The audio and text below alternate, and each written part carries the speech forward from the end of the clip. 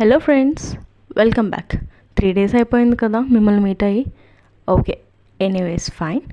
So ఈరోజైతే నేను మా ఇంట్లో ఉన్నాను మా ఫ్యామిలీతో. సో ఈరోజు నాకు ఇష్టం అని చెప్పేసి మా మమ్మీ చేపల పులుసు చేస్తున్నారు. ఆవిడ చేయడమే కాదు, యాక్చువల్లీ నా చేత చేయిస్తున్నారు. నేను ఫస్ట్ టైం చేపల పులుసు ట్రై చేయడం. అండ్ ఇలా చేస్తారని నాకైతే నిజంగా తెలీదు. మా అమ్మ ఏదో చేసేస్తే తిని పెట్టడం తప్ప.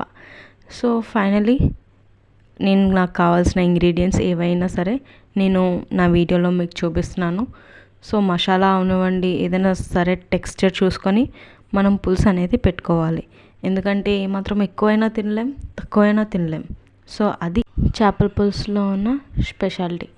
నేనైతే ఉప్పు, కారం, పసుపు, ధనియా, జీరా మసాలా, గరం మసాలా అన్నీ వేసుకుంటున్నాను.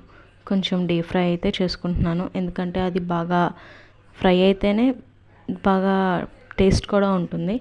అండ్ నెక్స్ట్ నేను చింతపండు పులుసు యాడ్ చేసుకుంటున్నాను.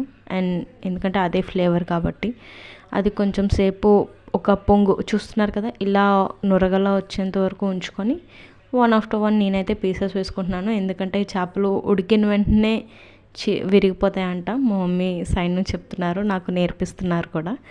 అందుకని నేను ఒకటి ఒకటి వేసుకుంటున్నాను. అండ్ ఫైనల్లీ వచ్చేసి బుర్ర, చేపల బుర్ర తింటారు, ఐడియా ఉంది కదా. సో అదైతే వేస్తున్నాను. మా డాడీ ఎప్పుడు చేప బుర్ర ఎవరైతే తింటారో వాళ్ళకి బుర్ర లేదా అని మా డాడీ ఎప్పుడూ అంటుంటారు.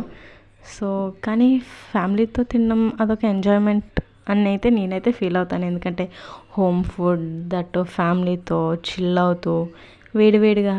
అండ్ ఇక్కడ కూడా వెదర్ చాలా బాగుంది. It's rainy actually.